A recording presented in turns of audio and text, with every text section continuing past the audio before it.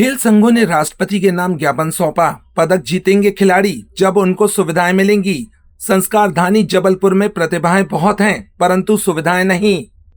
खेल संघों ने एकजुट होकर संस्कारधानी जबलपुर की खेल गतिविधियों और सुविधाओं को लेकर कलेक्टर को राष्ट्रपति के नाम ज्ञापन सौंपा। संघ के पदाधिकारियों ने कहा कि ओलंपिक में कोई पदक जीतता है तो फर्स्ट, सेकंड, थर्ड आता है तो उसको जो करोड़ों रुपए का प्राइज मनी दी जाती है, सरकार को चाहिए कि वह प्राइज मनी न दे और एक खिलाड़ी किस कठिनाइयों से उस मकाम तक पहुंचा है उसमें खर्च करे। आज नीरज चोपड़ा जब अवार्ड ले आया तब उसे करोड़ों रुपए दिया जा रहा है, लेकिन नीरज चोपड़ा बनने के लिए उसे क्या क्या कठिनाइयां हुई हैं उसमें ध्यान देना चाहिए। खेल संघों ने 20 सूत्रीय ज्ञापन देते हुए कहा कि जबलपुर संस्कारधानी खेल से उपेक्षित होती जा रही है। जो सुविधा वहां पर्याप्त रूप से यहां सबको नहीं मिल पा रही है। शासन प्रशासन द्वारा यहां पर जो हमारे खेल विभाग में विभिन्न तरीके की योजनाओं के अंतर्गत पैसे आते हैं उसका भी सही तरीके से उपयोग नहीं हो पा रहा। जो संसाधन है वह संसाधन भी हम सबको नहीं मिल पा रहे हैं।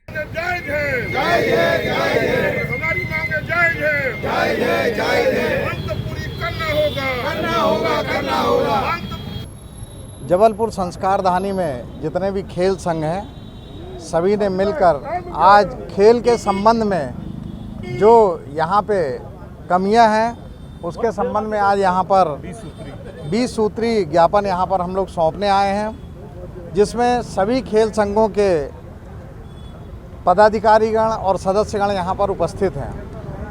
मैं महाकौशल क्रीड़ा परिषद के माध्यम से यह बताना, आप सभी के माध्यम से यह बताना चाहूँगा कि जबलपुर संस्कारधानी खेल से उपेक्षित होते जा रही है। जो सुविधाएं हैं वो पर्याप्त रूप में यहाँ हम सबको नहीं मिल पा रही हैं। शासन प्रशासन द्वारा यहाँ पर जो हमारे खेल विभाग में विभिन्न तरीके की योजनाओं के अंतर्गत पैसे आते हैं उसका भी सही तरीके से उपयोग नहीं हो रहा है।